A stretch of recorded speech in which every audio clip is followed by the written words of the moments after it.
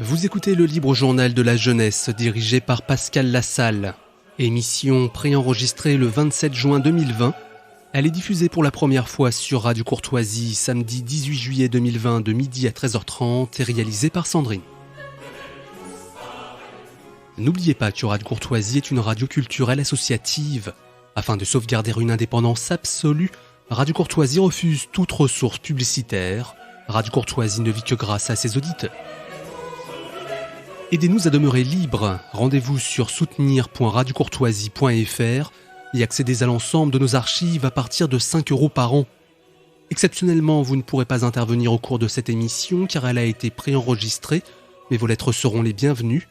Notez bien notre adresse, Radio Courtoisie, 61 boulevard Murat, 75 016, Paris.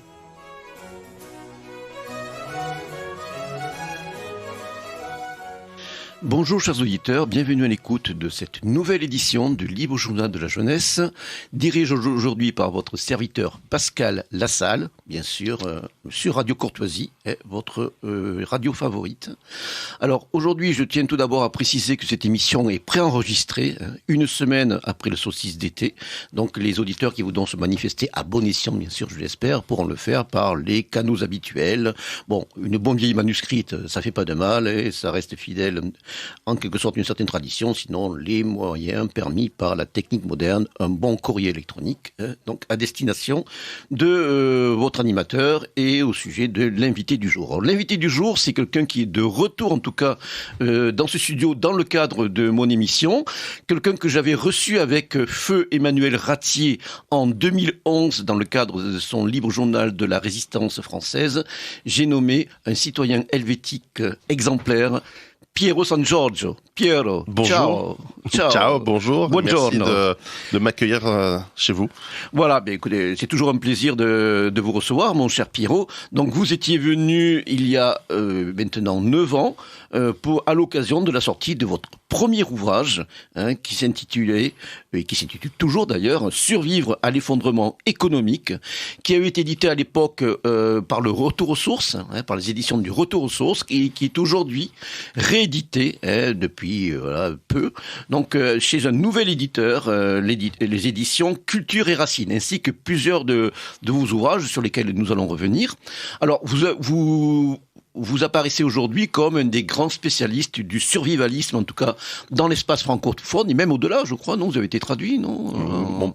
Mes livres sont traduits dans une dizaine de langues aujourd'hui. Voilà, donc c'est aujourd'hui un retentissement mondial, en tout cas en ce qui concerne cette approche du survivalisme. Alors justement, je crois que il serait de bon ton de vous présenter plus largement pour le nombre de nos auditeurs qui ne vous connaîtraient pas encore, et en précisant aussi ce qui vous a mené à aborder cette question. Merci. Alors je suis citoyen suisse, effectivement, d'origine italienne. Et avant d'écrire des livres, j'ai été pendant près d'une vingtaine d'années dans les hautes technologies, dans les logiciels, cadre et puis cadre supérieur, dans le développement de sociétés de logiciels à travers notamment l'Afrique, le Moyen-Orient, l'Europe de l'Est, ce qu'on appelait les marchés émergents. Et donc j'ai, à partir de, en réalité 2005, j'ai commencé à me rendre compte qu'il y avait des tendances lourdes. Et je ne suis de loin pas le premier à avoir eu cette prise de conscience, que ces tendances lourdes d'augmentation très forte de la population, surtout dans des pays, on va dire, pauvres, cette consommation de plus en plus grande des ressources, grâce à, évidemment, à la mondialisation, ou à cause de la mondialisation. Grâce ou à cause, oui. Et effectivement, et de ce globalisme qui est en train de se mettre en place, avec des économies financiarisées fondées sur la création monétaire à base de ex nihilo, à base de rien, et donc avec des dettes colossales qui ne font qu'augmenter, nous amenait, et puis des risques de problèmes très lourds au niveau de l'écologie, au niveau de...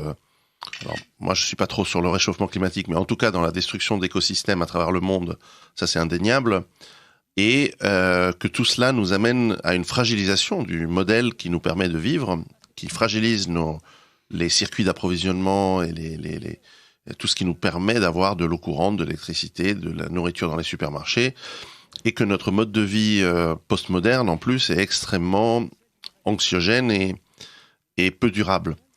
Et fort de cette constatation, qui a mis plusieurs années à se cristalliser dans quelques idées, je me suis mis à préparer, à côté de mon travail, que j'ai ensuite laissé pour me consacrer uniquement à l'écriture et à ma famille, eh bien, j'ai pris cette idée qui circulait déjà, qui était cette idée de base autonome durable, et j'ai commencé à travailler sur la mienne, c'est-à-dire une ferme en montagne avec mon potager, des animaux, une vie en fait beaucoup plus saine et plus proche de la nature, et traditionnelle aussi. Voilà. Alors, ce qui est intéressant, je me permets de vous couper là, à ce stade de votre propos, c'est que vous racontez notamment dans votre premier ouvrage, donc Survivre à l'effondrement économique, que vous avez vécu comme un peu une sorte de nomade italien, de par vos activités professionnelles, avant le clash d'une certaine économie, mondialisée, enfin, au début des années 2000. Vous avez vécu en tant que cadre internationalisé, avec énormément de voyages, un très bon niveau de vie sur le plan matériel. Enfin, vous avez vécu vraiment, cette vie de nomade italien, de véritablement d'acteur de cette mondialisation. Aujourd'hui, donc, vous avez largement perçu plus que les limites. Donc, en fait, vous pouvez parler en connaissance et vous avez surtout fait ce revirement, quelque chose existentiel, vers une autre voie qui vous semble beaucoup plus appropriée, autant des solutions et de déraisons que nous vivons actuellement. Poursuivez, mon cher. C'est vrai. Et puis, cela nous m'a amené fort de cette expérience, et surtout, je crois, d'une capacité à structurer une pensée qui était un petit peu protéiforme à cette époque, dans ce qui est devenu mon premier livre, Survivre à l'effondrement économique, et qui a eu un très fort succès, qui d'ailleurs a commencé ici dans ce studio il y a près de 10 ans. Ouais. Je me souviens très très bien. Et ce livre qui a eu un succès très fort, on est à plus de 200 000 copies vendues rien qu'en français, en langue française, sans parler des traductions, effectivement, qui vont du russe à l'italien, à l'anglais, au turc, à l'arabe, au polonais. Le polonais est sorti cette semaine, et d'autres, le roumain et d'autres langues également. Et puis j'ai poursuivi, fort de ce succès, sur peut-être peaufiner ces concepts et ces techniques, qui sont en fait des solutions que l'on peut adapter en fonction de ses moyens, en fonction de ses capacités, en fonction évidemment de sa situation professionnelle ou familiale, et qui sont flexibles et qui sont aussi très pragmatiques et peu dogmatiques. Et ça, c'est peut-être mon côté suisse qui est très pratique. Oui, et puis après votre équation personnelle, on va voir qu'elle se retrouve d'ailleurs dans votre dernier ouvrage. Et donc j'ai poursuivi ce travail avec un deuxième livre qui s'appelle Rue Barbare, survivre en ville, qui est très très d'actualité aujourd'hui, avec ce qui se passe entre les iconoclastes qui déboulonnent des statues et les différentes conflits ethniques, certes manipulés, mais enfin qui nous rappellent quand même des violences pas si lointaines dans notre histoire. Et donc beaucoup de gens se posent la question de devoir éventuellement quitter les villes, ou alors, s'ils devaient rester, comment maximiser un petit peu leur résilience. Voilà, donc un ouvrage que vous avez coécrit avec un autre blogueur survivaliste, Vol Ouest. Vol Ouest, qui est quelqu'un de vraiment très très bien. Et j'ai poursuivi avec un troisième livre qui était plutôt orienté sur la gente féminine, afin d'essayer de comprendre pourquoi elle ne semblait pas s'intéresser à ces thématiques. Et j'avais donné dans ce livre, qui s'appelle Femmes au bord de la crise, j'avais donné, après une première partie d'analyse, dans une deuxième partie, une grande place à une trentaine de femmes, de jeunes femmes, de tout âge, de toute orientation politique et autres, afin qu'elles expliquent pourquoi elles étaient dans cette démarche finalement de résilience, d'autonomie, de gain de liberté. Et c'est un livre qui me tient à cœur, qui n'a pas eu un grand succès d'ailleurs, mais que je vous conseille également. Et puis, suite à ce travail, j'avais été contacté avec un ancien responsable de la cellule des risques nucléaires, radiologiques, biologiques et chimiques du GIGN, donc ce groupe de professionnels antiterroristes extrêmement prestigieux à travers le monde, et qui m'avait proposé de coécrire avec lui un livre qui est sorti en 2016, qui s'appelle NRBC, donc voilà, sous-titré Survivre aux événements nucléaires, radiologiques, biologiques et chimiques. Donc vous l'avez coécrit avec la personne qui signe sous le pseudonyme de Chris Millennium. Voilà. Et ce livre nous apprend à nous préparer et à comprendre quels sont ces risques. Et c'est un livre qui a eu évidemment un grand retentissement, un grand succès, surtout à la suite des accidents que l'on avait prévus conceptuellement, qui était cet accident de Lubrizol à Rouen. Et puis évidemment, nous l'avons tous subi. Celui qui ne l'a pas remarqué n'était pas sur cette planète pendant cette période, évidemment, ce confinement à la suite de ce début de pandémie à partir du début de 2020. Et évidemment, ce livre est constamment en rupture de stock maintenant, tout le monde se l'arrache. Voilà, je peux préciser à ce moment de votre propos qu'il vient d'être réédité justement par les éditions Culture et Racines, ainsi que Le Rhubarbar Survivre en ville. Mmh. Et donc, comment se préparer. En fait, les gouvernements auraient mieux fait de lire ce livre quand même avant de faire n'importe quoi, et pas seulement en France. Malheureusement, vous n'êtes pas les seuls à avoir eu des amateurs et qui ont un peu improvisé, alors que les plans pour gérer une pandémie sont précis, connus. Ils sont appliqués par de nombreux pays. Ils ont été appliqués. Certains l'ont appliqué. On va y revenir bien sûr en deuxième partie de l'émission. Et donc, ce livre, évidemment, et d'ailleurs, il expliquait dans sa version originale que nous étions toujours avec ce risque de pandémie qui nous pend au nez, si je puis dire, et notamment pour des coronavirus. On l'avait mentionné textuellement. Oui, il y a eu des rapports qui ont été rédigés, notamment il y a une quinzaine d'années, que tous les décideurs ont normalement eu en main, notamment en France. Et bien sûr, on n'a pas tenu compte. Enfin bon, on y reviendra peut-être tout à l'heure. Alors, justement, vous avez aussi une actualité éditoriale, mon cher Pierrot, parce que vous êtes aventuré sur un terrain sur lequel on ne vous attendait pas forcément, le terrain romanesque, même si on va voir que c'est un terrain romanesque avec un aspect documentaire évident. Donc, vous venez de publier, justement, chez ce nouvel éditeur, ce jeune éditeur Culture et Racines, un ouvrage intitulé Giuseppe, une histoire de survie. Alors, une histoire de survie, Giuseppe, vous allez nous le dire, c'est quelqu'un qui a énormément compté pour vous. C'est sûrement une forme d'hommage aussi à quelqu'un qui a marqué une partie de votre existence. Alors, pouvez-vous préciser pour nos auditeurs un peu la genèse de ce projet et le processus d'écriture qui a été le vôtre? Alors, Giuseppe, pour faire simple, mon grand-père, et certainement je le considérais comme mon grand-père, il n'est pas mon grand-père biologique, mais il était dans ma famille, et il est né avant la Première Guerre mondiale en Italie, et je me souviens petit qu'il me racontait un petit peu des histoires, souvent avec la sobriété de ces gens d'extraction très modeste, d'Italie du Nord. Il a été mineur dans les mines de ciment quand il était jeune. Donc dans le Piémont, je crois. Au Piémont. Piémont, voilà. Exactement. Et dans une région qui est effectivement cimentifère et qui avait à cette époque l'essor économique dû à cette industrie qui était nécessaire pour la construction de l'Italie industrielle du XXe siècle. Et il me racontait quand j'étais petit, bien sûr, les histoires de quand il était à la mine, les histoires de quand il allait au bal pour danser, où ils étaient tellement pauvres qu'il n'avait entre lui et son frère qu'une seule paire de chaussures pour sortir. Il n'avait qu'une seule paire de chaussures du dimanche pour deux, et donc ils alternaient les chaussures pour danser et pour rencontrer des jeunes femmes. Et de manière le plus élégante possible, et pas y aller avec les grosses chaussures de la mine. En tout cas, voilà, je me permets de vous interrompre. Là, la couverture montre une de ses photos, jeune, beau gosse, un petit côté Errol Flynn. Là. Totalement. On disait qu'il ressemblait à Errol Flynn. Et c'était un bel homme, effectivement, un très bon danseur. Il avait une réputation de très bon danseur. Et il me racontait aussi ses histoires pendant la guerre. Toujours avec une sobriété, une retenue et finalement en évitant les sujets terribles que sont la faim, le froid, ce qui était le lot de ces prisonniers, on en parlera. Et donc je m'étais dit il y a quelques années, mais au fond, cette difficulté, ces temps difficiles qu'il a traversés, que ont traversé bien sûr beaucoup d'Italiens à cette époque, mais pas que d'Italiens, finalement tous les Européens. Voilà, des millions de personnes, que ce soit des prisonniers, des travailleurs forcés, etc. Exactement, et on pourrait ajouter l'Asie. Voilà. À cette époque, eh bien, au fond, c'est peut-être à la source de ce qui m'a amené à réfléchir à comment est-ce qu'on peut traverser des temps difficiles aujourd'hui. Temps difficiles qui me semblent être certains. Et s'il y a une dizaine d'années, on pouvait encore douter de mes prévisions, qui étaient des tendances, évidemment.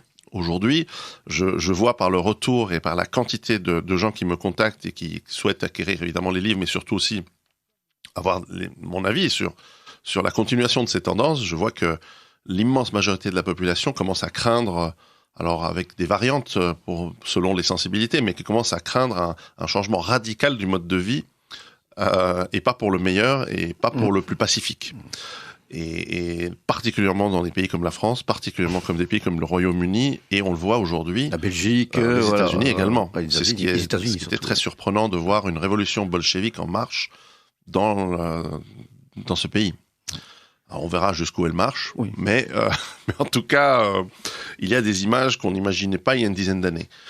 Et donc c'est probablement là la source de ce travail. Alors je m'y suis mis, évidemment la première chose que j'ai faite c'est de prendre des notes, mais aussi d'aller voir les gens de ma famille qui sont encore vivants, ma maman, des oncles, enfin des grands-oncles ou des grandes tantes, et ou même des gens du village.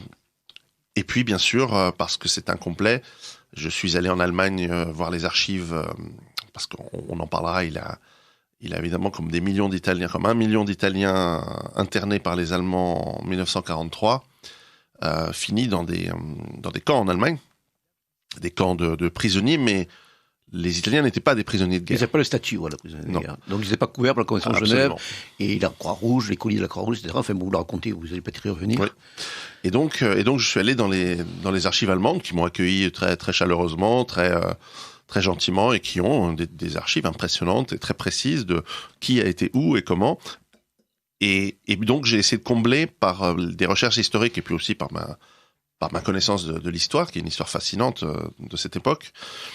Et par exemple, je me souviens très bien que mon grand-père me disait, bon là, il a été libéré par l'armée rouge, pas loin de Dresde, en 1945. Et il plaisantait en disant, c'était même pas une plaisanterie, il en était très content. Il disait, voilà, j'ai promis aux soldats de l'armée rouge que j'allais toujours voter communiste pour les remercier de m'avoir libéré des camps. Et c'est vrai qu'il avait toujours voté communiste en Italie. Et j'explique dans le livre que c'était en fait l'effet escompté par Staline, en traitant correctement les prisonniers italiens qui étaient libérés, alors que l'Italie avait déclaré la guerre à l'Union soviétique en 1941. Donc les prisonniers ont eu quelques jours d'angoisse en se disant, bon, on quitte les camps allemands, mais peut-être pour finir dans des camps russes. De Karib dans ce qu'il a, quoi. Exactement. Ouais. Et d'être traité encore plus mal. Et donc j'ai comblé ces lacunes évidentes de la mémoire. On sait très bien que la mémoire est quelque chose de très difficile à cerner précisément. Et je les ai comblés par des recherches historiques et qui permettent aussi de donner le contexte de l'histoire, puisque au fond, cette histoire qui est racontée à la première personne, c'est celle d'un homme humble, d'un homme d'une classe sociale qui commence tout en bas de l'échelle sociale en Italie. Les parents de Giuseppe étaient des fermiers sans terre, c'était des ouvriers agricoles, donc vraiment le statut le plus bas qu'on peut avoir dans un pays comme l'Italie du début du XXe siècle. Et il ne pouvait pas comprendre les tenants et les aboutissants des événements qu'il avait traversés. Je tiens à préciser à ce stade-là aussi, pareil, de notre entretien, mon cher Pierrot, à des ses auditeurs, que j'ai vraiment été frappé très positivement par ces aspects justement documentaires, de ces descriptions. Et on est vraiment, ça me rappelait des films italiens qui décrivaient ce mode de vie, mieux que le 1900 du marxiste Bertolucci. Je pense à un film que vous connaissez peut-être, L'Arbre au sabot, de Ermanno Olmi, et qui décrit la vie des paysans de Bergame, la région de Bergame, les Bergamasques. Ouais. Donc, je crois à la fin 19e, ou peut-être début 20e, là ça m'échappe, je crois que c'est plutôt fin 19e. Et là, véritablement, on a vraiment une description des travaux les jours, de cette classe de paysans, donc du nord de l'Italie. Et j'insiste auprès notamment des plus jeunes auditeurs pour justement s'imprégner, en fin de compte, d'une époque qui n'existe plus, mais d'un mode de vie, qui mérite quand même d'être connu, ne serait-ce pour en tirer des enseignements, si on compare avec aujourd'hui, les modes de vie de nos sociétés postmodernes en déshérence, C'est vrai. Et donc, par exemple, lorsqu'en 1919-1920, il y a les émeutes des socialistes et des communistes en Italie, mon grand-père, je me souviens qu'il me racontait l'histoire des milices socialistes et communistes qui allaient chez les propriétaires terriens et qui demandaient aux ouvriers de faire grève et de ne plus s'occuper, par exemple, des vaches. Or, alors les ouvriers étaient entre une ferveur revendicative et un petit peu la pression face à des communistes qui arrivaient armés, ils arrivaient avec des fusils, eh bien, ils disaient, bon, d'accord, on va pas s'occuper des vaches. Donc, les vaches finissaient par mourir, les ouvriers agricoles finissaient par ne plus avoir de travail, et le propriétaire terrien, lui, il avait suffisamment de moyens pour tenir une année ou deux, et éventuellement se racheter un troupeau pour l'année suivante, pour recommencer son activité agricole, ces grands propriétaires terriens typiques de l'Italie. Et puis, et donc mon grand-père me disait, ils étaient idiots, parce que finalement, ces gens se sont retrouvés au chômage. Donc en écoutant les communistes, ils se sont retrouvés au chômage et ils disaient c'est pas pour rien. Vous précisez, ce sont des gens venus de la ville, auxquels les réalités de la vie agricole, de la vie paysanne échappent en grande partie. Exactement. Sans parler de l'aveuglement idéologique, bien sûr, qui était et il explique que c'est donc pour ça que les industriels, les propriétaires terriens ont financé et accueilli finalement la mouvance fasciste, par exemple, qui a émergé à cette époque-là. Évidemment, mon grand-père ne connaît pas Mussolini, ne connaît pas. C'est un petit. Voilà, c'est pas un politique. C'est pas un politique. C'est pas quelqu'un qui réfléchit. Voilà, pas du tout. C'est vraiment l'italien entre guillemets de base, mais c'est pas, je veux dire, l'italien, le paysan de base du nord de l'Italie. Bon, c'est pas péjoratif bien sûr de dire ça, mais c'est ça aussi. C'est intéressant, c'est le reflet aussi, d'une humanité, d'une partie du peuple italien, qui était quand même largement représenté durant cette période tragique, et parfois qu'on oublie, par rapport à d'autres profils, parce que je reviendrai. Donc c'est ça aussi qui moi m'a vraiment séduit. C'est ce reflet un peu de cette existence. Et pour donner le contexte, pour que le lecteur comprenne pourquoi il se passe certains événements, j'ai évidemment utilisé ma licence poétique pour inventer des personnages qui tournent autour du personnage principal et qui, eux, par leur parcours à eux, commentent et explique. Par exemple, on a l'un des camarades de combat, un des militaires qui est dans leur même régiment et la même compagnie que Giuseppe. Eh bien, lui, c'est un étudiant de Turin. Et en tant qu'étudiant de Turin, lui, il a une perspective peut-être plus intellectuelle, plus informée aussi, parce qu'il lit des journaux. Mon grand-père ne lit pas des journaux. Et qu'il donne les exemples et certains... C'est lui qui cite Antonio Gramsci. Exactement. Voilà, parce que mon grand-père n'a évidemment aucune idée de qui est Gramsci. Alors qu'un étudiant de Turin de la même époque, lui, en a entendu parler, et il peut dire que Gramsci finit dans une île en confine, en résidence surveillée. Ouais. Alors que mon grand-père n'aurait aucune idée, évidemment, de ce que c'est que l'idéologie marxiste, de ce que c'est que même l'idéologie fasciste. Ce sont des gens qui travaillaient... la théorie de la guerre culturelle, etc. Voilà. Et donc, c'était un travail hybride, et c'est pour ça que ce n'est pas une biographie, c'est un roman. Et d'avoir pu, ou de même, quand l'Italie perd la guerre, change de camp, le 8 septembre 1943, bien, les soldats italiens qui étaient Giuseppe à ce moment-là ne pouvaient pas savoir ce qui se tramait dans les... Et donc là, il a fallu mettre dans des notes de bas de page et dans un commentaire que j'ai fait, une postface assez copieuse, très éclairante, expliquer et c'est ce drame qui s'est joué, drame tragicomique à l'italienne évidemment, parce que il y a eu des cafouillages incroyables, des erreurs de communication vraiment avec des résultats dramatiques pour les soldats italiens qui ont fini dans des camps en Allemagne. Et même certains, ça n'a pas été le cas de l'unité où était mon grand-père, ont été purement et simplement massacrés par les Allemands, notamment... Le massacre de Cefaloni. Exactement. Il y a un film d'ailleurs dont le nom échappe sur le moment avec Nicolas Cage. Oui, je sais pas si vous l'avez vu ce film. La mandoline du capitaine Corelli. Capitaine Corelli, que j'avais vu il y a quelque temps et qui raconte ces événements. C'est pas mal fait, je trouve. Effectivement, ça. Et puis Méditerraneo, un film italien de l'auteur dont le metteur en scène m'échappe, où on montre les massacres des officiers systématique dans les unités qui ont osé résister aux forces allemandes. Et surtout, ces commandants italiens qui sont retrouvés considérés comme des traîtres, comme des faux frères, avec un retournement brutal, de perspective, d'alliance. Et en plus, sans ordre de leur état-major, où l'état-major leur dit l'armistice a été signé, défendez-vous contre toute agression, mais le message n'était pas très clair. Et puis surtout, lorsque des unités italiennes sont ont été infiltrés par des unités, enfin infiltrés de manière logique à l'époque, par des unités allemandes, plus mobiles, plus aguerries, plus efficaces. Oui, vous le racontez lors justement de son séjour en Grèce, avec voilà, les unités de montagne, et puis bon, beaucoup plus aguerries, comme vous dites, avec des sous-officiers beaucoup plus professionnels, de meilleur matériel. Enfin bon, ça c'était Oui, vous avez bien mis en avant, je trouve, ces réalités historiques. Oui. Hein. Vous faites un rappel d'ailleurs aussi du contexte particulier de l'Italie, Oui. Que moi personnellement je connais un peu, parce que bon, j'ai quand même travaillé depuis presque 2 décennies sur le sujet, mais à destination des plus jeunes lecteurs, je crois que c'est vraiment c'est bien vu.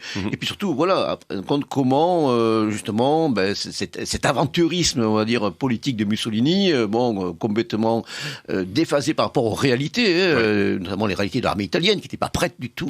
Bon, et le peuple italien aussi n'était pas prêt, à faire la guerre à tout l'espace méditerranéen, par exemple, ils sont engagés. Bon, mais comment c'était vécu par votre grand-père qui, bon, n'était pas aussi non plus, n'était pas quelqu'un qui était engagé, voilà. C'est pas quelqu'un qui avait une conscience politique, qui avait un idéalisme politique, comme d'autres ont pu l'avoir. D'ailleurs, je peux rappeler à ce sujet que dans le cadre de cette même émission avec Emmanuel Ratti, nous avions reçu quelqu'un qui avait fait notre choix. Et c'est pour ça que bon, ces visions, ces profils se complètent. On avait reçu un ancien Mauro, c'est-à-dire un membre de la Decima Mas, l'unité d'élite donc du prince Giunovello Borghese, qui a combattu donc pendant la période de la République sociale. Et lui était un fils d'immigrés italiens. Il faut savoir qu'il y a un certain nombre d'immigrés italiens qui ont tout quitté. Parce que là, bon, pour eux, c'était per l'honneur d'Italia, pour l'honneur de l'Italie, et ils ont fait ce choix de tout plaquer. Même souvent, certains d'entre eux étaient des fils d'antifascistes italiens émigrés et qui sont allés combattre donc dans la fleur de leur vingtaine, voire plus. Donc c'était Carlo Alfredo Panzaraz que nous avions reçu avec Emmanuel Ratti et qui avait édité, donc qui était de Trieste et qui avait édité d'ailleurs un très bel album qui s'appelait Les Volontaires de France, Volontari di France, des France. Voilà, mais pour ça, pour montrer qu'il y avait. Moi, c'est vrai que j'étais jusqu'à maintenant plus sensibilisé, à des personnes qui se sont engagées à bon ou à tort ou à raison, vous voyez, d'un côté comme de l'autre, qui est, bon, par rapport à des choix essentiels, mais votre livre a le mérite aussi de montrer que, bon, mais c'est, comme toujours d'ailleurs, on parle souvent des résistants ou des collaborateurs ou de ceux qui étaient un camp l'autre, ils ont toujours constitué une minorité. Oui. Pour le meilleur, pour le pire, et que bon, une majorité des gens ordinaires, voilà, et c'est pas, je vous dis, une fois de plus dépréciatif de le dire. Bon, je veux pas dire subi, mais en tout cas, ils ont fait un choix. Vous présentez justement ce choix, ce refus de s'engager de la part de Giuseppe, notamment lorsqu'on vient lui proposer à 2 reprises de gagner les rangs des nouvelles unités créées dans le cadre de la République sociale italienne, donc l'État qui a été mis en place au nord de l'Italie avec un Mussolini, bon, qui avait fini par être libéré du Gran Sasso. Vous dites que lui, il considère comme une part de liberté de ne pas s'engager et de ne pas cautionner à la fois de continuer dans cette logique aventuriste où justement l'Italie a subi un désastre et puis aussi par rapport au traitement que les Allemands réservaient aux Italiens, la manière dont ils les percevaient. C'est ça qui est intéressant. Je trouve qu'il y a ce côté nuancé qui apporte aussi une autre vision d'une réalité qui a quand même été dominante parmi vous le cachez pas, parmi tous ceux qui ont été internés. Bon, une minorité sont partis, ont fait le choix de combattre, mais bon, voilà, chacun par rapport, je crois, à son parcours, à ses options, à ce que son personnel faisait ce choix. Donc ce choix aussi, voilà, certains l'ont fait pour défendre une certaine idée qu'ils avaient de l'honneur de leur pays, même si, bon, après on peut critiquer bien sûr la pertinence de leur choix, etc. Et d'ailleurs, statistiquement, et je l'explique effectivement dans cette scène, dans un de ces chapitres du livre, il n'y a qu'un un très faible pourcentage de ces prisonniers italiens, enfin de ces internés italiens en Allemagne, qui ont fait le choix alors que c'était un choix de facilité, puisqu'ils allaient retrouver une forme d'honneur de combattant. Ils allaient retrouver de la nourriture, une formation et surtout de retourner au pays. Eh bien, la majorité, près de 90%, ont refusé de faire ce choix. Et ça semble illogique, mais je pense avoir montré par justement la simplicité du raisonnement qui était raison de... En fait, je crois qu'ils en avaient marre Non, mais surtout, vous le précisez à un moment, Giuseppe, comme sûrement un grand nombre de ses camarades d'infortune, avait perçu aussi qu'ils allaient s'impliquer dans une guerre civile. Ouais. D'abord contre les forces italiennes co-belligérantes, donc les unités rééquipées par les Britanniques, et puis surtout après contre les partisans. De quelque bilan qu'ils fussent, qu'ils fussent communistes, royalistes. Ouais. Voilà, ils conscient que, bon, et on sait très bien ce qu'il en est des guerres civiles, on pourrait y revenir, bon, c'est les plus atroces, les plus sauvages. Je mentionne à la fin du livre, évidemment, lorsque finalement il rentre chez lui, où contrairement à d'autres endroits où la pleurniche a été rendue possible, eh bien sa famille et ses amis lui ont dit bon écoute, on sait que tu as été en Allemagne, c'est sûrement été très dur, mais en fait on s'en fiche un peu, on a un pays à reconstruire, donc nous aussi on a souffert, donc on va pas en parler. Il n'y a pas eu d'épanchoir, d'émotions et on a retroussé les manches très vite et on a recommencé à travailler d'abord en enlevant déblayant les ruines et puis ensuite en essayant de servir un petit peu l'occupant américain et puis de reconstruire leur pays qui est devenu la République italienne bien sûr et la masse des gens se sont mis au boulot et ça contrairement à du devoir de mémoire ou des choses comme ça, l'Italie a un peu passé l'éponge, même l'aspect antifasciste, on voit bien après-guerre, alors je m'arrête en 1945 dans ce livre, même l'aspect antifasciste finalement après-guerre n'est qu'une mascarade d'anciens fascistes qui ont tourné la veste ou d'opportunistes, et que finalement la plupart des gens se sont simplement mis au travail et on peut politiser la vie italienne. Oui, de toute façon, on sait très bien aujourd'hui avec le recul que ce régime fasciste était encore bien vu. On se rappelle des compliments par exemple de Churchill avant l'intervention de l'Italie donc en Éthiopie. C'est vrai. Et Mussolini n'aurait pas tenté ses aventures militaires en Éthiopie, en partie pendant la guerre d'Espagne et surtout bien sûr pendant la fatale Seconde Guerre mondiale. Il serait pas considéré comme un dirigeant, mais comme vous d'ailleurs vous le précisez, et là je veux dire c'est la réalité qui s'en fout. Il a modernisé un pays récent, un pays d'ailleurs dont vous montrez aussi la diversité. Vous précisez que, par exemple, d'après les compagnons d'infortune de captivité de Giuseppe, il y a tous les dialectes qui sont parlés, le sicilien, notamment le sergent sicilien, ouais. Vous faites des citations de dialectes. On a du mal des fois aussi à réaliser cette diversité de l'Italie et qu'en fait de compte, l'italien standard a été très peu parlé. Encore aujourd'hui, il est bien sur l'apanage des médias, de la langue de communication, de la politique, de l'économie, etc. Mais moi, qui suis allé, je suis fatigué, fréquemment en Italie, il y a des variétés dialectales, bien sûr. Le dialecte lombard, les Napolitains, les Bergamasques, je décris une petite scène où un instructeur bergamasque essaye de faire comprendre à la nouvelle recrue napolitaine comment exécuter un mouvement tactique dans l'unité et ils n'ont aucun moyen de se comprendre. Je crois qu'on voit le dialecte napolitain. Moi, je suis un amateur d'une série qui s'appelle Gomorrah, qui est l'adaptation du film. Et là, ils parlent tous en dialecte napolitain. D'ailleurs, des sonorités très particulières. Ouais. Des tonalités, à la fois catalane, espagnole, latine, arabe. Ouais. Donc c'est pas du tout l'accent italien chantant classique, quoi. Donc, et les Bergamasques, c'est des peuples de montagne du Nord qui ont un accent aussi très particulier, très difficile à comprendre, même pour les Italiens aujourd'hui. Et donc, il y a cette et tout ça dans une certaine bonne humeur. Ce n'est pas les tranchées en 1917 où on abat les gens qui ne comprennent pas les ordres. Ça reste un peu la commedia quand même. Et mais malgré tout, ça coûtera cher à l'Italie d'avoir une armée mal préparée, mal entraînée, mal équipée, avec certes du courage, comme tous les soldats. C'est étonnant. Là, on va peut-être pas insister outre mesure sur cet aspect, mais c'est vrai la myopie de Mussolini.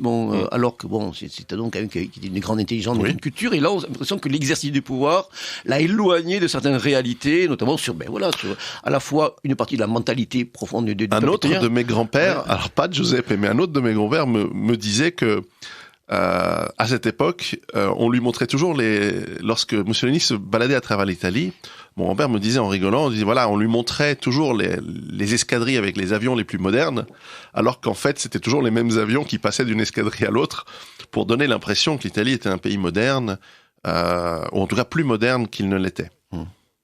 Non, c'est vrai que là, ça a été, c'était vraiment une tragédie partagée. En tout cas, oui, une petite question qui me vient juste à l'esprit. Vous parliez tout à l'heure de personnages inventés. Durant son retour, donc à pied, du sud de l'Allemagne, du sud de la Saxe jusqu'en Italie, Giuseppe rencontre un Allemand, un combattant allemand, un jeune combattant de la FNSS qui s'était constitué en unité Werwolf, donc c'est-à-dire un loup-garou. Ce qu'on voyait comme loup-garou, qu'on voyait comme ultime résistant, ultime réduit. Ce personnage était réel ou inventé? Alors ce personnage, il m'a raconté beaucoup d'Allemands, notamment Kurt, notamment Hans, le gardien dans l'usine, puisqu'il a été forcé à travailler dans les usines de moteurs pour les camions Auto Union. Voilà, sous les bombardements d'ailleurs des Alliés. Et d'ailleurs, vous faites des descriptions du bombardement de Dresde, de la feu bombardement de Dresde, qui est toujours d'un crime de guerre, avéré, même si bien sûr les vainqueurs n'ont pas tout forcément le même traitement que des centaines de milliers de morts civils volontairement massacrés comme ça par les bombes. Et effectivement, c'est vrai, il me racontait qu'il avait traversé une vraie Dresde en ruine. Il ne m'a pas parlé de ce que je décris dans le livre. Oui, il y a le fameux ouvrage de David Irving, qui est presque l'ouvrage définitif sur le sujet.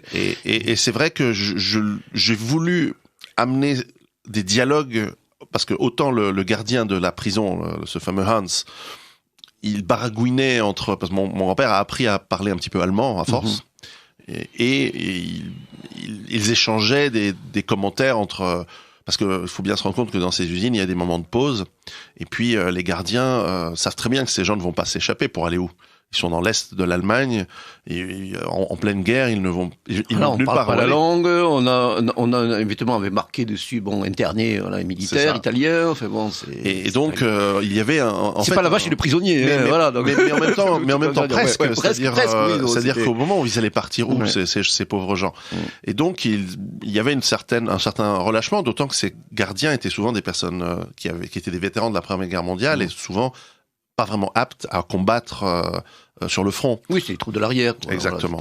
Et donc je l'ai fait rencontrer en revanche un combattant plus jeune. Et d'ailleurs il y a un paragraphe qui me plaît beaucoup dans ce livre où ces prisonniers italiens sont amenés pour fuir l'avancée des troupes anglo-américaines d'un côté ou russes de l'autre. Ils sont baladés d'un camp à l'autre vers la fin, dans l'hiver 1945. Et à un moment ils croisent des unités de Waffen-SS très jeunes. Presque des jeunes adolescents encadrés par des vétérans et des vétérans qui ont ce regard de ceux qui sont allés en enfer et qui sont revenus et qui encadrent ces jeunes extrêmement motivés qui chantent, issus de la jeunesse hitlérienne, donc qui sont fanatisés, qui chantent et qui vont vers Berlin, en direction de Berlin pour participer à la bataille de Berlin qui est imminente. Et qui vont vers une mort certaine entre le combat et les camps soviétiques. Ils vont mourir. Et on voit ces gens qui défient la mort. Donc, il y a ce contraste avec les prisonniers italiens qui sont exténués, qui sont, après presque 2 ans de camp avec une très faible quantité et qualité de nourriture. Eh bien, on a ce contraste entre les derniers Allemands, c'est comme ça que je les appelle, qui vont à la mort certaine, et on a ces survivants italiens qui essayent, surtout à cette époque où il n'y a absolument plus aucune distribution de nourriture, le système logistique allemand a été complètement pulvérisé par les bombardements allemands, plus personne ne s'occupe de personne, c'est là où la majorité des gens dans les camps sont morts, dans les dernières semaines de la guerre. Et effectivement, quand ensuite, libéré par les soviétiques, il va finalement, pour peut-être la première fois de sa vie, se révolter, et il va décider de ne plus subir, de ne plus obéir, de ne plus suivre le mouvement, la masse. On a aussi une petite impression, c'est une impression qu'il y a, jusqu'à ce moment-là, un petit côté un peu malgré nous, quoi. Oui. Dans le fait que, comme des millions de ses compatriotes, il a été mobilisé pour un conflit dont les tenants et aboutissants lui échappaient, sans parler, de la prise de conscience ou après le constat que, l'armée n'était pas préparée, qu'ils n'étaient pas préparés du tout. Donc, il y a ce côté-là, et puis effectivement, là, à partir de ce moment-là, dans ce moment vital, en fin de compte, on est dans la phase de survie. Il y a déjà eu une phase, de survie dans les conditions de vie en camp. J'explique les petites habitudes que l'on prend très rapidement dans le camp pour essayer de ramasser le petit morceau de pain supplémentaire, la petite pomme de terre dans la poche. Un petit peu, mettre de côté. C'est tout à fait pathétique, mais et triste. Mais c'était ça ou mourir. Oui, et puis surtout, c'est ça que vous inquiétiez à la fin dans votre postface, un petit peu de savoir si vous avez réussi à rendre ça bien. Bon, vous n'avez pas vécu ces conditions, ni moi d'ailleurs. Je trouve que vous êtes assez bien arrivé. Hein, et je ne sais pas pour vous flatter de dire ça, mais vraiment, c'est un exercice qui n'est pas facile. Hein, mais essayer de ressentir, comme vous le dites aussi, vous avez eu recours à des témoignages d'autres je pense modestement que c'est un peu dans cette optique-là, parce que c'est un livre que j'ai hâte de faire lire à mes enfants. C'est un livre qui est en plus très adapté, parce que le langage... Et je pense que vous l'avez remarqué, n'est ni vulgaire, ni cru. Bon, c'est à la première personne, il y a une sobriété dans le langage. Et puis j'ai beaucoup aimé aussi votre découpage, un petit chapitre court, relativement court même pour les plus longs d'entre eux. Donc je trouve aussi c'est bien, il y a un bon rythme. Ça donne un bon rythme au récit sans que ça puisse paraître. Je pense que c'est un livre qui est tout à fait accessible à des adolescents qui veulent en plus voir une histoire assez...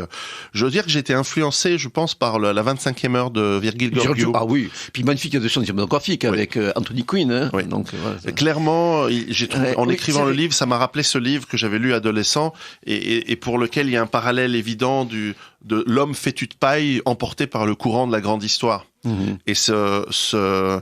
Et donc, effectivement, lorsque mon grand-père Giuseppe finit par se révolter et fuir la hiérarchie renaissante au sein puisque les officiers ont été réintégrés avec les soldats. Vous montrez qu'il y avait, c'est quand même aussi ces différences de classe au sein de l'armée, comme, en partie dans le monde, sauf dans la Waffen-SS qui était beaucoup plus égalitaire.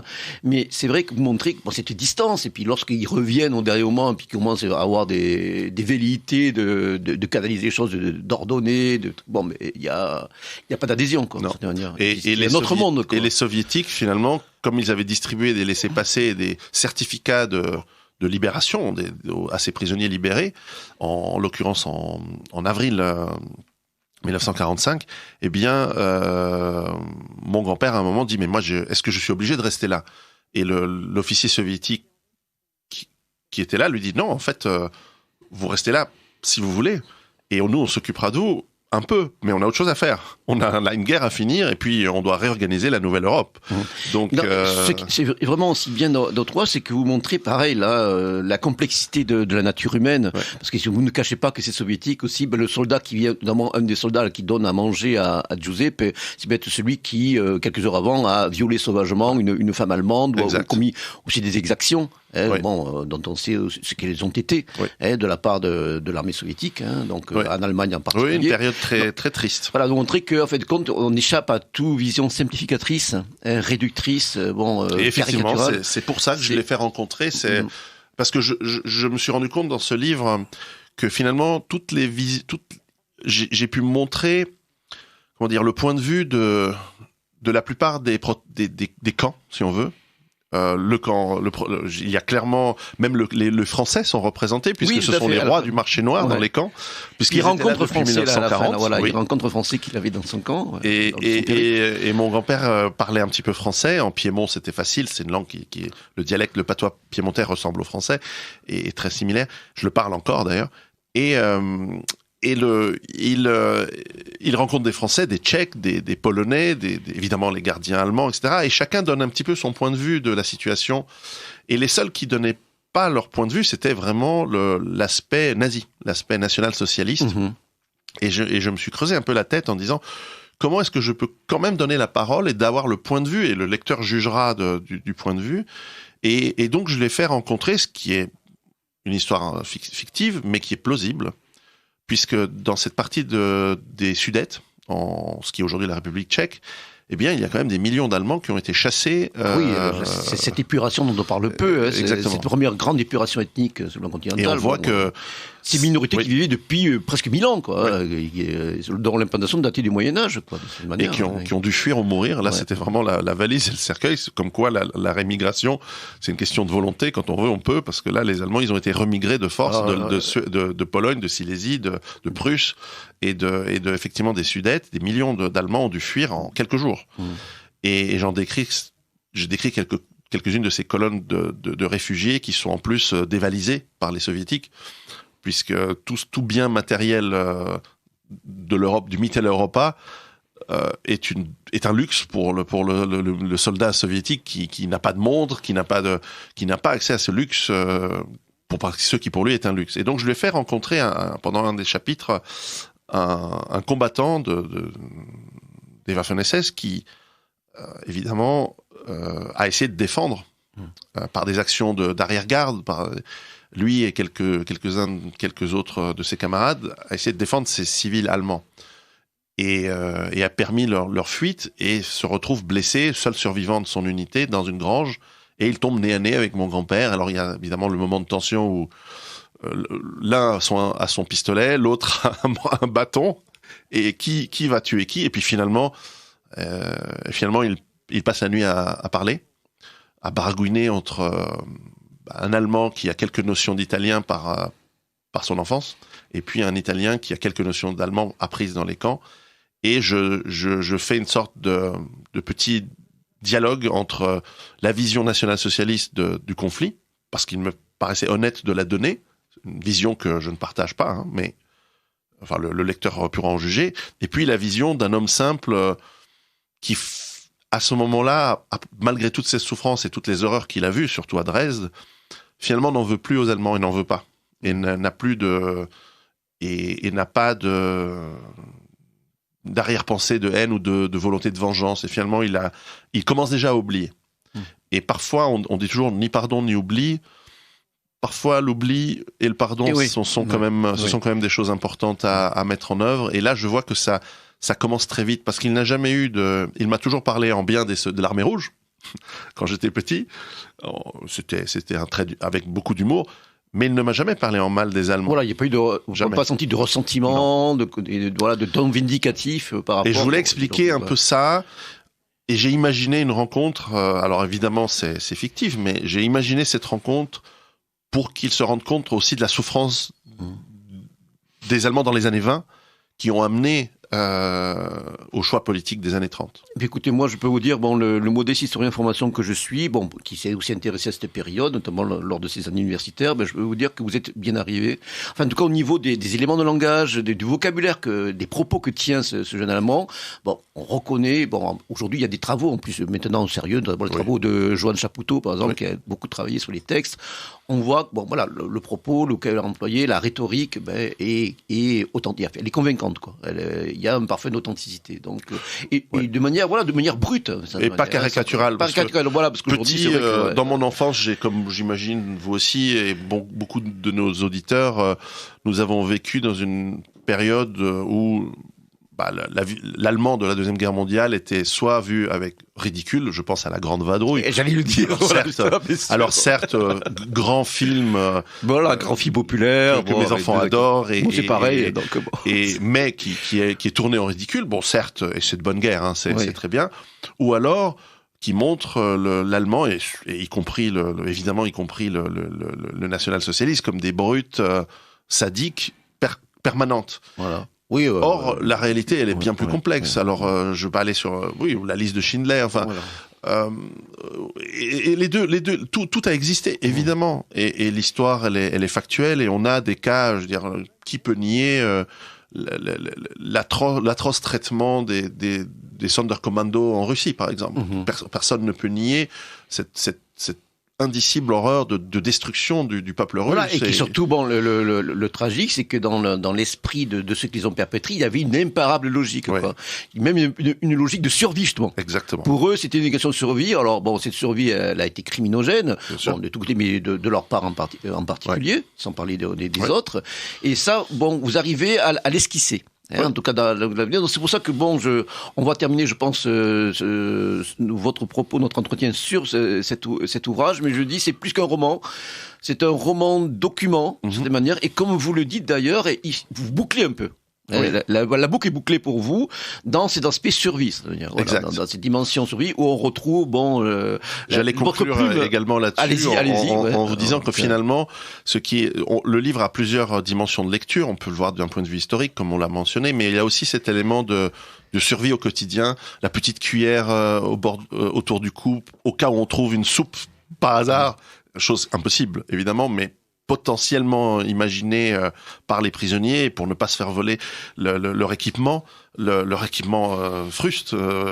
Et puis on a cet inventaire permanent de ce que l'on a sur soi, si on doit tout d'un coup effectivement marcher pendant une journée, les chaussures qu'on rafistole avec des morceaux de fil de fer, essayer de trouver. Oui, à un moment où vous faites un inventaire, voilà, vous faites un inventaire fictif de ce que voilà, qu'est-ce que j'ai pour me permettre d'entamer un périple à pied de plusieurs milliers de kilomètres, dans comment un pays ne pas troublé. gaspiller les allumettes lorsqu'on doit aller faire du feu. Avoir de quoi trafiquer des cigarettes, de quoi les échanger pour faire du troc. On a aussi cet aspect de survie et finalement cette fuite, si on veut, dans l'action de survie comme moyen de lutter contre la mort qui guette, mais aussi contre l'angoisse de l'inconnu que sera demain. Et ça, effectivement, la boucle est un peu bouclée. Et je ne crois pas que je ferai des romans de ce type à l'avenir. Je ferai d'autres romans. J'ai d'autres idées pour des romans, mais qui seront plus dans. Vous avez déjà futur. esquissé des petits scénarios dans votre premier ouvrage de survie, etc. Qui venaient bien compléter votre propos plus théorique de cette manière. Donc effectivement, vous avez du potentiel, je pense, pour aller en tout cas, merci. Compléter d'ailleurs Laurent Berton. On me rappelle d'ailleurs d'une rencontre que vous avez fait avec lui, qui avait écrit lui Guérilla. Mais bon, moi j'ai beaucoup moins aimé le deuxième surtout. Enfin, même je l'ai pas lu en entier. Alors, je reviens un petit peu sur... Alors, je précise également, moi je suis très sensible, les auditeurs fidèles le savent, je suis un grand bibliomane devant l'éternel, je suis aussi très sensible à la forme, à l'objet en elle-même. Bon, mais là, le gérant de votre éditeur, en fin de compte, a vraiment fait du beau boulot. Il y a une ou deux photos absolument introuvables dans ce livre, qui sont très rares, les photos des prisonniers italiens en Allemagne. Ouais. Il y en a une ou deux qui sont assez uniques. En tout cas, voilà, c'est un bel ouvrage, beau pelliculage, belle typographie, des photos donc insérées dans le corps du texte, bien reproduites. Donc c'est à la fois un bel objet et puis surtout bien sûr dans le contenu dont nous parlait. Donc vraiment que je recommande à nos éditeurs, notamment aux plus jeunes, en particulier aux plus jeunes, parce qu'à la fois c'est une page d'histoire, puis aussi surtout c'est une mise en situation d'un homme ordinaire dans des circonstances extraordinaires, de cette manière. Donc je rappelle le titre de votre ouvrage, Piero San Giorgio, Giuseppe, une histoire de survie, aux éditions Culture et Racines, donc pour la modique somme de 20 €, là, qui est un tarif raisonnable, on va le dire, pour le truc. Alors, on fait un petit peu la liaison avec justement la survie. Aujourd'hui, vous apparaissez aux yeux d'une partie de l'opinion, plus ou moins bienveillante d'ailleurs, je parle de la critique, comme un des grands théoriciens du survivalisme, non seulement de l'espace francophone, mais bien au-delà, parce que comme vous l'avez précisé, vous avez été traduit dans de nombreuses langues. Petite anecdote d'ailleurs, pour préparer cette émission, je le précisais en off, mais bon, je vais en faire profiter aux auditeurs. J'ai visionné hier un film québécois qui vient de sortir, qui s'appelle Jusqu'au déclin, un film d'un certain Patrice Laliberté, donc qui décrit, c'est une sorte de thriller dans les espaces forestiers des Laurentides ou du Labrador, axé justement sur l'idée d'un stage de survivalisme qui va mal tourner, et on cite le concept de base autonome durable. Et je suis pas loin de penser que les scénaristes ou le réalisateur, ont eu connaissance pour la préparation de ce film, notamment la première partie où on voit justement les fondamentaux du survivalisme dans la formation qui est prodiguée donc aux stagiaires. Je suis pas loin de penser qu'il a dû vous lire. C'est possible, tout comme m'ont lu les scénaristes de la série sur une forme d'effondrement qui est passé sur Canal+. Ah oui, moi j'ai pas trop aimé. J'avoue que moi je trouvais ça un peu bancal, mais effectivement, ils se sont inspirés. Aujourd'hui, je crois que vous êtes devenu, d'une certaine manière, relativement incontournable sur cette thématique. Alors justement, cette thématique, elle rejoint l'actualité prévalente. On a fait allusion en début d'émission, c'est-à-dire la crise sanitaire mondiale que nous vivons. Vous êtes exprimé à plusieurs reprises sur les réseaux sociaux, par le canal de vidéo, ce que vous faites de manière régulière. Je précise également que vous êtes aussi un conférencier régulier depuis plusieurs années. Alors, comment pourriez-nous faire un petit peu une sorte de bilan avec on commence à avoir un petit peu de recul. Nous vivons une situation de déconfinement, plus ou moins bien pensée, mais en tout cas, nous respirons un petit peu, nous sommes un peu plus libres que nous l'étions avec ces renoncements qui nous ont été imposés et que nous avons en général bien accepté, sauf certaines zones, on va dire, de notre territoire aujourd'hui éclaté, cet archipel français qui a été bien décrit. Donc, mon cher Pierrot, aujourd'hui, bon, là, en ce jour, nous sommes fin juin, quelle serait, globalement, votre analyse de ces événements, au niveau, bien sûr, de la gestion qui a été celle de nombreux gouvernements, vous aussi par rapport à ce que vous avez pu anticiper, comment vous, à la fois, vous l'avez vécu, et après, comment, vous analysez aujourd'hui, les perspectives qui s'offrent à nous, à la suite de cet événement exceptionnel quand même. C'est vrai que tout s'accélère et beaucoup avaient tiré la sonnette d'alarme déjà il y a des décennies.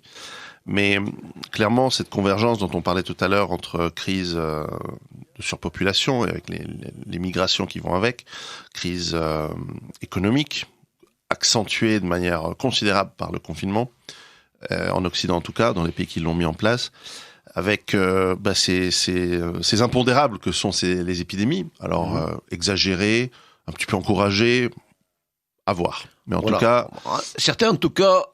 ont essayé de capitaliser sur ce moment. Il y a toujours, quel que soit aussi les hypothèses en plus sur la genèse de ce virus. Je ne me prononcerai pas. Moi non plus. Que ce soit un virus naturel ou pas, il est évident que certains gouvernements ont pris en fin de compte la mesure de ce moment pour en fin de compte faire, notamment sur le plan législatif et liberticide, de l'exceptionnel.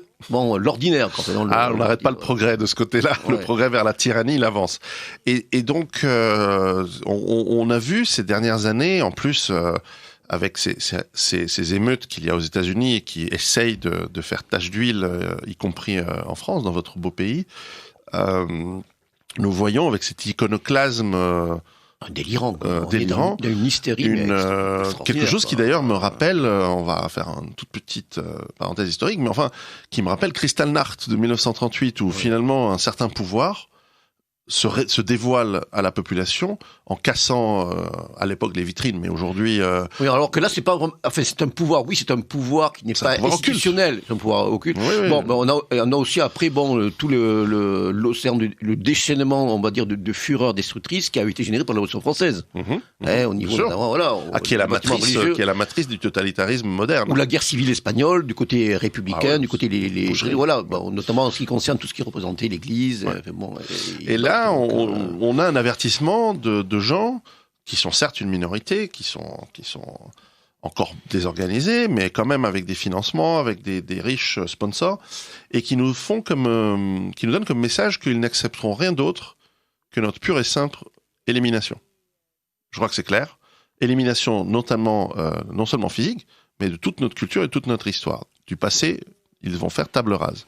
Le programme est révélé, il est évident, il se montre à nous dans toute sa petitesse, à la différence que par rapport aux bolcheviks de 1920 où des combattants d'Espagne, ils ont 30 kilos de muscles en moins et qu'ils sont plutôt protégés par les institutions et la police, ce qui est étonnant. Sans parler du pouvoir médiatique, qui les protège.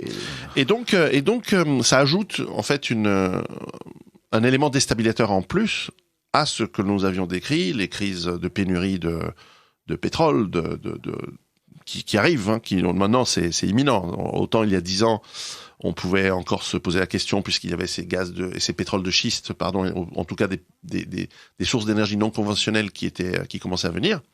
Aujourd'hui, et notamment par la faillite bien avancée de cette industrie de pétrole bitumineux et de schiste aux États-Unis, qui a bien avancé, on se rend compte qu'on risque un choc pétrolier dans pas très longtemps, peut-être l'année prochaine. Et que toute cette convergence de problématiques, cette convergence de catastrophes, comme aurait dit Guillaume Fay, exactement, nous y sommes.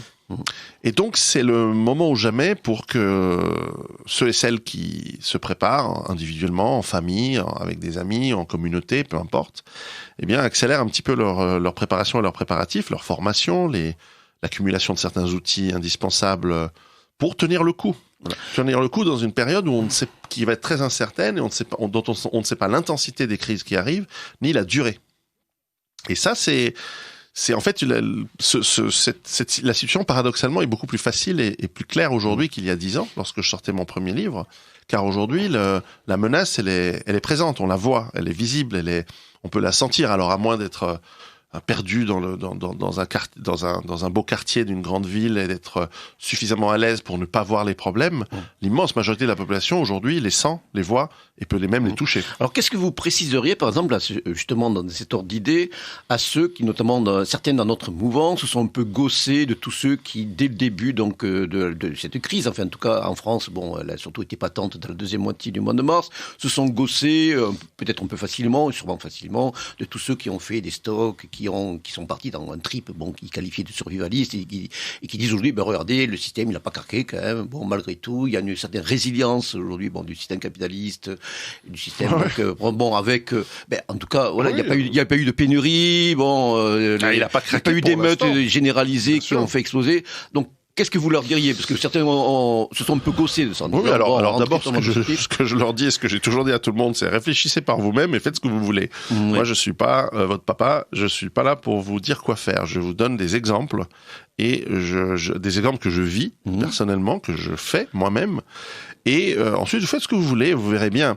Alors, je remarque quand même que la plupart des gens ont commencé ces dernières années à prendre des cours de combat, d'apprendre à se défendre, parce qu'ils ont quand même remarqué que, y compris dans les beaux quartiers, je prends l'exemple de Paris où nous sommes, y compris dans les beaux quartiers, comment la faune locale commence à beaucoup changer. Oui. Et que les petites déprédations qui avant n'étaient que dans certains quartiers commencent à être partout, commencent à se faire partout. Donc déjà, j'ai remarqué un changement. On se sent pas vraiment protégé efficacement par les forces de l'ordre aussi. Non, à moins d'être dans les zones clés du pouvoir. Ouais. Et encore, combien de temps peuvent-elles durer en cas de gros problèmes? L'année dernière, on a quand même eu des hélicoptères prêts à évacuer un certain personnel politique. Ouais. Donc, la situation est tendue. Économiquement, c'est vrai, nous avons eu de la chance. Cette crise, en tout cas ce confinement, n'a pas duré suffisamment longtemps, n'a pas été suffisamment intense. Il n'y a pas eu... heureusement, ce virus n'a pas été suffisamment mortel pour causer des peurs amenant à la cessation des flux d'approvisionnement de biens principaux, de biens essentiels. Oui, à ce propos, est-ce que vous avez vous-même fait la comparaison avec une autre pandémie, mais que une partie de l'opinion publique a oublié? Moi, je pense à mes parents, notamment cette fameuse grippe de Hong Kong. Qui 1950. Non, 68, 69. 68. Voilà, et qui a fait, alors je cite de mémoire le chiffre, avec toute réserve, je crois qu'il avait fait à peu près 65 000 morts, pratiquement le double des victimes attribuées au coronavirus en France. Personne s'en souvient. Parce qu'on n'a pas confiné, parce que tous les soirs, il n'y a pas un monsieur chauve qui nous faisait son speech pendant 45 minutes, anxiogène, avec... Faut se méfier des gens chauves. Voilà, tout à fait. Nous espérons la méfiance, mon cher Pierrot. Donc, effectivement, ça a été perçu comme à la fois une grippe, un peu plus violente, à la fois un peu plus contagieuse, un peu plus meurtrière que les grippes saisonnières habituelles, mais on n'a pas arrêté les pays pour ça. Bon, il y a eu, bien sûr, des ports de masques, il y a eu des arrêts de travail, etc., notamment dans certains secteurs de la vie économique. Mais on n'a pas confiné, on n'a pas arrêté l'économie, et surtout l'idée de mort, ce que j'ai expliqué à certains interlocuteurs lorsque j'ai parlé, était mieux accepté par nos grands-parents. Bon, la présence de la mort et le fait que voilà, papé il a 85 ans, il est diabétique, il est fragile du cœur, mais il va y passer parce que voilà, c'est tragique, on est triste, on l'enterre, le corbillard passe à travers les rues de la petite ville. Et voilà, c'était presque dans la normalité, dans certaines fatalités, mais qui fait partie aussi du cycle de la vie et de la mort. Donc c'est vrai qu'on compare la réaction de la majorité des pays touchés par cette grippe de Hong Kong, beaucoup plus meurtrière et beaucoup plus létale avec le Covid. Bon, c'est pour ça aussi qu'on a changé d'époque. Comment vous analysez? On a changé d'époque. La médiatisation est omniprésente. Ouais. L'information, elle est excessive. Et je crois que nous avons aussi un mode de vie qui nous rend plus fragiles et plus facilement anxieux. Et c'est pour ça que mon prochain livre sera sur la gestion de la peur et de l'anxiété. C'est le livre sur lequel je travaille en ce moment depuis pas mal d'années déjà. Et il faut apprendre... en fait, il faut apprendre à se détacher un petit peu de tout ça. On va en parler, mais vous allez voir. Il faut apprendre à se détacher de ces médias omniprésents. Quant au fait de se gausser de la préparation, moi je pose simplement la question, c'est que je pense qu'on a été dans tous nos pays à pas loin de la rupture des circuits d'approvisionnement. Et il faut se réjouir que ça n'a pas été le cas. On a surtout pensé au début. Au tout début, voilà. On a vu les comportements de certains consommateurs, voilà, dans les supermarchés, les stocks qui ont été faits, à plus ou moins bon escient d'ailleurs. Bon. Non, c'est sûr que quand je voyais les gens courir acheter des tonnes de papier toilette. Moi, je les ai déjà à la maison, les tonnes de papier toilette pour tenir un bon moment. Et puis, au pire, on n'en a pas besoin. Mais c'est vrai que moi, je suis allé acheter des oranges et du citron pour avoir de la vitamine C pour toute la famille. Vous le dites d'ailleurs dans vos vidéos. Et voilà, donc heureusement, ce virus n'a pas été si dangereux. Moi-même, je l'ai attrapé et toute ma famille l'a attrapé. On a tous eu une demi-journée de fièvre. Et on a développé nos anticorps. J'ai un certificat médical avec moi d'ailleurs ici qui montre que j'ai mes anticorps et que... c'est toujours utile dans certains pays, surtout en ce moment. Là, voilà, si jamais vous êtes bien abrégé. Bon, moi, j'en sais rien. En tout cas, je n'ai pas développé aucun type de symptômes. On voit quand même que la moyenne des décès sont des personnes, en grande majorité, sont des personnes très âgées. Donc, c'est un peu comme la canicule. Parfois, certaines maladies, elles accélèrent de 6 mois la mort naturelle de quelqu'un.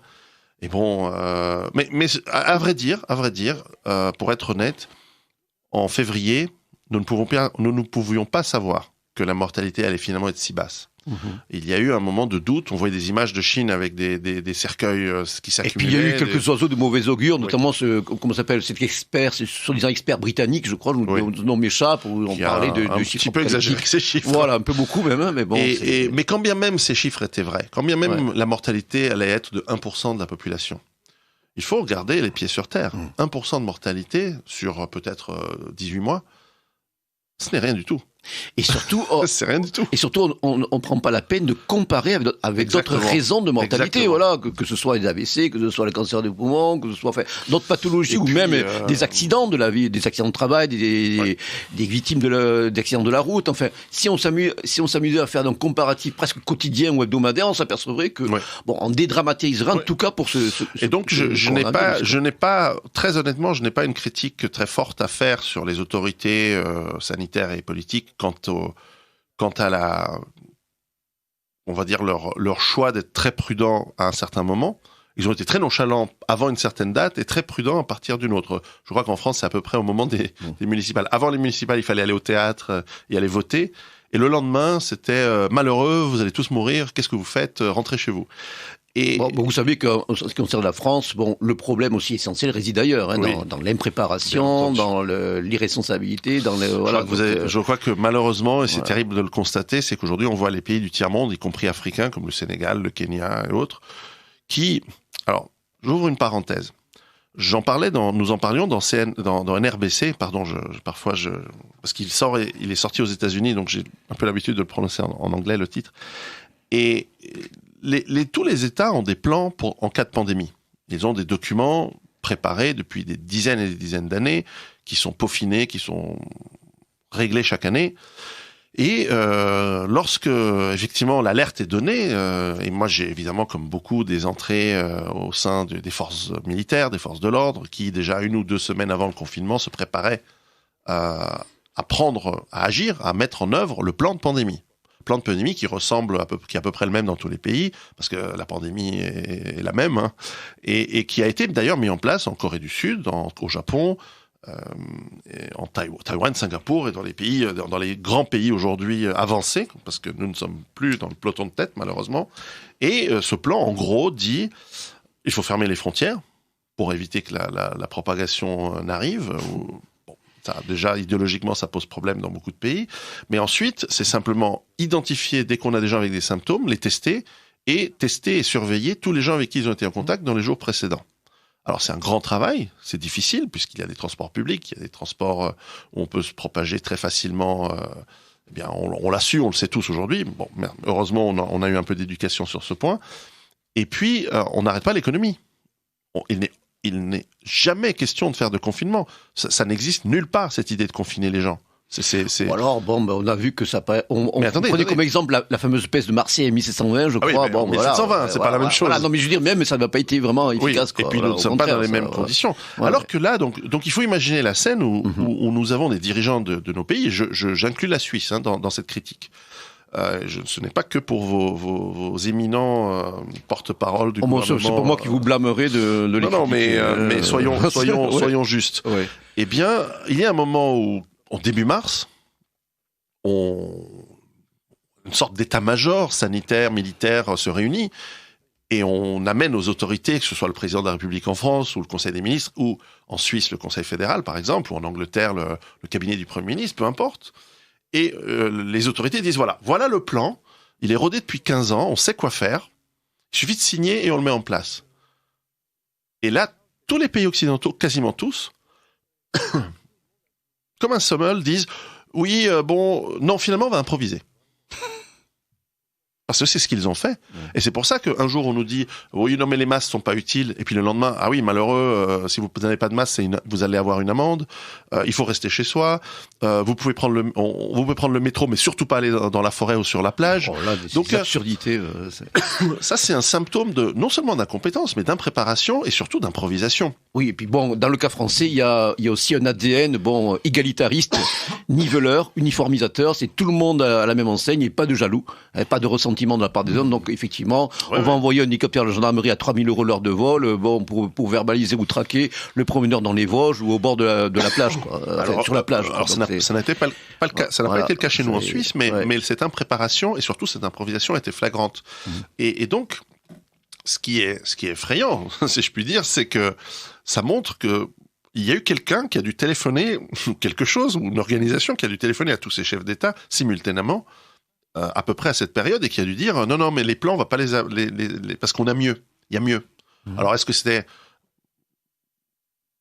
cette improvisation, est-ce que c'est parce que derrière on a sous la main la volonté d'un vaccin, la volonté de contrôle? Donc, vous faites allusion au lobby pharmaceutique, pour bien sûr, pour le dire. Bien sûr. Voilà. Donc les enquêtes doivent être faites. Ouais.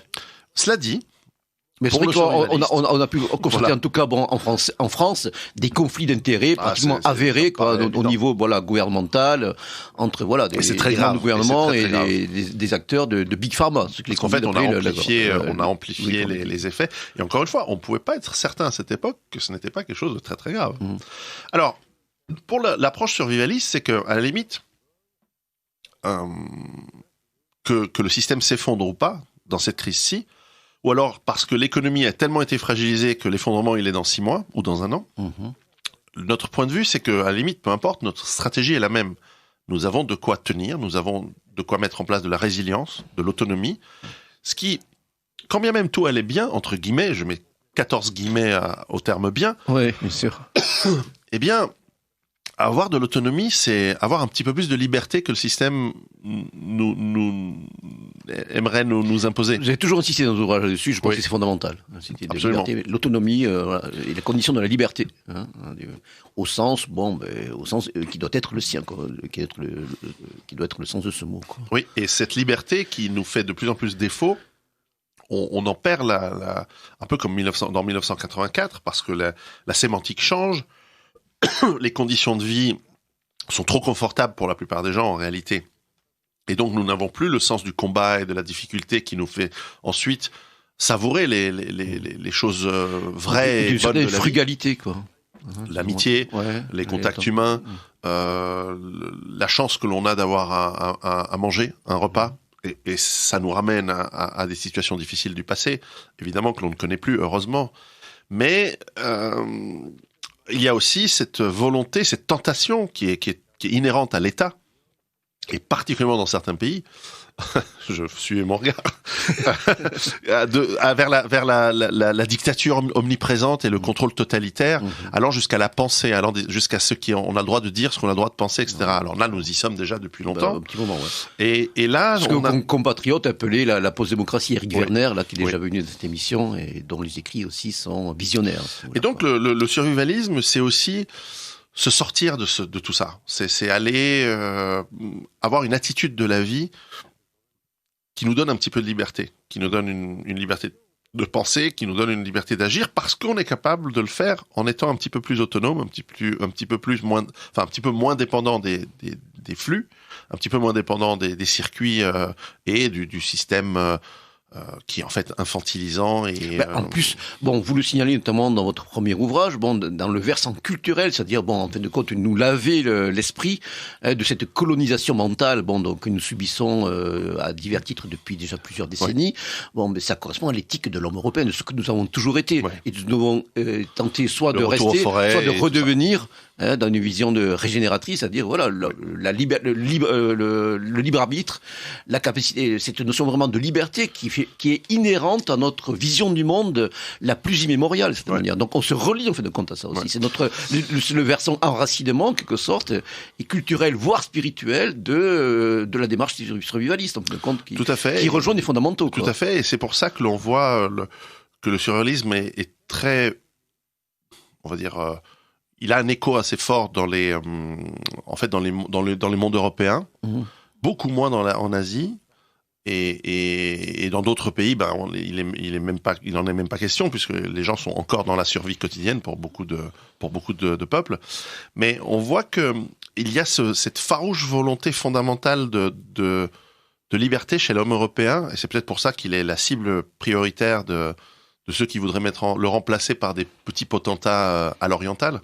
À la Moyenne-Orientale, il y a cette farouche volonté de se retrouver maître de son destin, libre de sa destinée, libre, même si la liberté, au fond, n'est qu'une illusion, mais enfin, de gagner par son travail. Le travail rend libre, justement, sa liberté.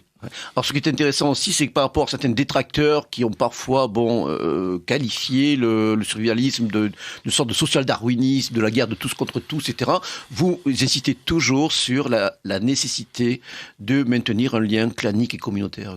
En fin de compte, on ne peut pas être tout seul, même si c'est vrai que durant ces périodes, les plus bas instincts de l'humanité vont s'exprimer. Et d'ailleurs, on a pu le voir, au niveau des États, pendant cette crise, c'est du chacun pour soi, je te pique tes masques, etc. Alors, c'est étonnant d'ailleurs que si au niveau des États, effectivement, on a vu la jungle.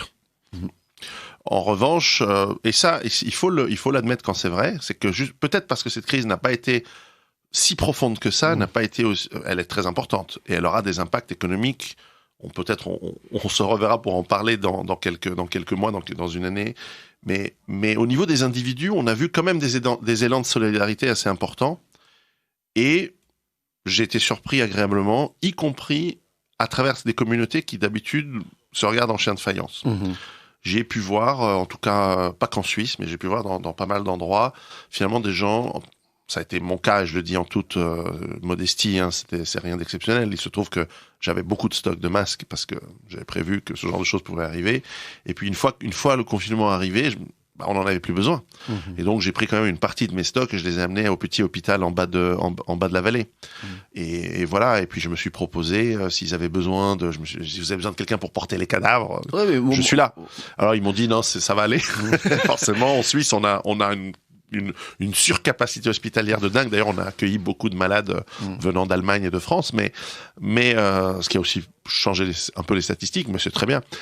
Et ça, c'est de bonne guerre, si je puis dire. Et cette solidarité, je l'ai vu avec mes voisins, je l'ai vu en ville, je l'ai vu avec des gens qui avaient le sourire, solidarité qui a totalement disparu une fois qu'on a déconfiné. Alors là, c'était chacun pour soi, en train de rouler à nouveau sur les routes en klaxonnant. Le retour au monde d'avant, quoi. Le retour au monde d'avant a été fulgurant, avec des embouteillages stressants, avec à nouveau on a vu récemment des combats communautaires à la Kalachnikov entre Tchétchènes et autres. Bref, on a vu un retour du naturel au galop, mais je dois dire que j'étais agréablement surpris que pendant ce confinement, même si par exemple le fait d'applaudir les soignants à la même heure tous les soirs est totalement ridicule, ça part d'un assez bon sentiment. Et autant le bon sentiment après l'acte terroriste où on allume des bougies et non seulement contre-productif mais complètement idiot, autant dans la situation que nous avons traversée, il avait du sens et on a recréé un petit peu de lien social. Et certes petit, mais c'était quand même bien. D'accord. Bon, le moment est venu pour moi de faire mes petites chroniques mensuelles rapides. Après, on reviendra un petit peu pour rappeler, mon cher Pierrot, donc vos ouvrages qui ont été réédités très récemment par ces nouvelles éditions Culture et Racine. Alors, quelles sont les lectures que je vais vous proposer aujourd'hui? Tout d'abord, le nouvel ouvrage de quelqu'un qui fut notre invité durant cette période de confinement, donc l'ancien universitaire Paul-Georges Sansonetti, donc spécialiste des mythes et des symboles, qui vient de publier aux éditions de La Forêt, éditions de La Forêt, donc animé par Pierre Vial de l'organisation de Terre et Peuple, le Graal d'Apollon. Donc il revient sur cette figure du Graal qu'il avait déjà abordé au début des années 80 dans Graal et Alchimie, à la lumière de la tradition primordiale, donc de toute l'école de la pensée traditionnelle et des symboles fondamentaux de notre science sacrée, pour reprendre le titre d'un ouvrage de René Guénon, dans le sillage duquel il se trouve de cette manière. Voilà, il se réclame. Donc Paul-Georges Sansonetti, le Graal d'Apollon, pour ceux qui ont aimé notamment son intervention et en quelque sorte le message qu'il véhicule déjà depuis plusieurs décennies, aux éditions de La Forêt, donc disponible sur le site de ces mêmes éditions. Alors il y a également, concernant le confinement, le confinement a généré pas mal de petits écrits, de journaux de confinement plus ou moins pertinents et narcissiques. Il y en a un qui échappe un petit peu à cet écueil. Il s'agit de celui qui a été rédigé par Thierry Emmanuel Garnier IER, qui n'est autre qu'un éditeur marseillais qui préside aux éditions Arca, et qui édite énormément d'ouvrages en rapport avec l'ésotérisme, la symbologie, les mythes, etc. Donc toute cette approche d'une certaine connaissance. Et lui, qui est un grand fan, si je puis dire, du professeur Didier Raoult, a rédigé un journal intitulé Coronavirus, journal d'un confiné, signes des temps et cycles cosmiques, préfacé justement par Paul-Georges Sansonetti, dont j'ai chroniqué l'ouvrage presque à l'instant, et qui a été notre invité il y a quelques mois.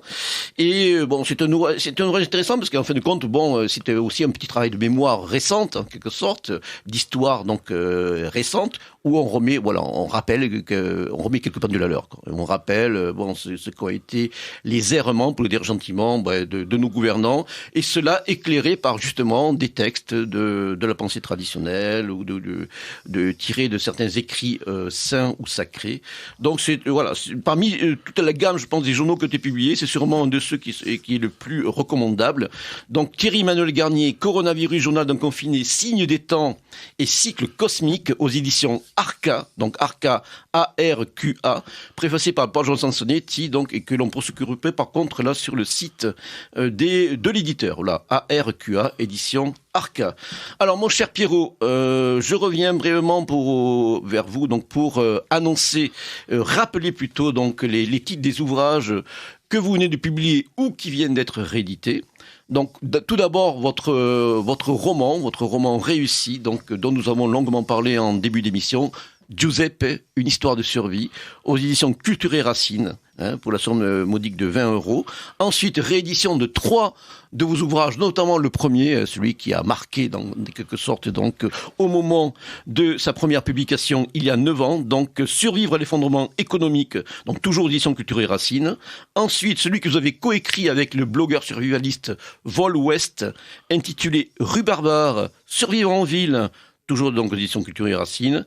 Et enfin le dernier, là aussi qui est d'une actualité quand même brûlante, notamment en ce qui concerne le volet, on va dire, bactériologique ou biologique de cette crise, c'est celui que vous avez co-signé avec Chris Millennium, cet expert du GIGN, du groupe d'intervention de la gendarmerie nationale, NRBC, Survivre aux événements nucléaires, radiologiques, biologiques et chimiques, aux éditions Culture et Racine. Je crois que je peux préciser que le deuxième ouvrage, Rue Barbare, a été remis à jour, je crois, avec un cahier photo. Oui. Avec 30 pages supplémentaires et en plus une trentaine de pages de photos couleurs qui ajoute, et puis le texte a été légèrement remanié partout pour le mettre à jour, donc c'est une vraie nouvelle édition, un petit peu augmentée comme on dit, oui. Mais et qui en plus, par le fait d'être édition, évite de l'acheter au marché noir, car malheureusement ces livres se trouvent à des prix des prix stratosphériques en début d'année. Oui. Oui, malheureusement, c'est vrai qu'il y a souvent une certaine spéculation sur les ouvrages épuisés. Là, je me rappelle aussi là des ouvrages de l'invité que j'ai cité, le précédent invité pour Joseph Sonetti, ou d'autres qui atteignent souvent des niveaux stratosphériques. Bien, mon cher Pierrot, je vous remercie vraiment vivement nous en fait l'honneur et le plaisir de revenir dans ce studio, donc qui est aussi le vôtre. Vous êtes toujours c'est un grand plaisir. Grazie mille. Grazie mille de nada. Et c'est moi qui vous donne rendez-vous, chers auditeurs, donc pour de nouvelles aventures métapolitiques à l'écoute de ce livre journal de la jeunesse le mois prochain, livre journal qui restera estival. Au revoir.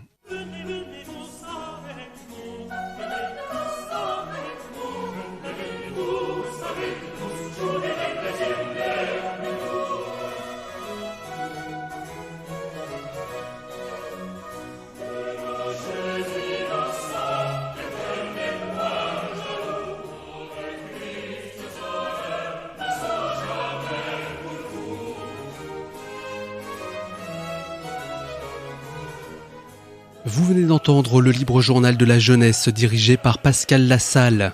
Émission préenregistrée le 27 juin 2020. Elle est diffusée pour la première fois sur Radio Courtoisie samedi 18 juillet 2020 de midi à 13h30 et réalisée par Sandrine. N'oubliez pas que Radio Courtoisie est une radio culturelle associative. Afin de sauvegarder une indépendance absolue, Radio Courtoisie refuse toute ressource publicitaire. Radio Courtoisie ne vit que grâce à ses auditeurs. Aidez-nous à demeurer libres. Rendez-vous sur soutenir.radiocourtoisie.fr et accédez à l'ensemble de nos archives à partir de 5 € par an. Si vous le désirez, nous pouvons vous faire parvenir un enregistrement de ce libre journal. Commandez le CD-ROM pour le prix franc de port de 9 € ou 6 € seulement si vous êtes adhérent de notre association. Je vous rappelle notre adresse, Radio Courtoisie, 61 boulevard Murat, 75 016, Paris.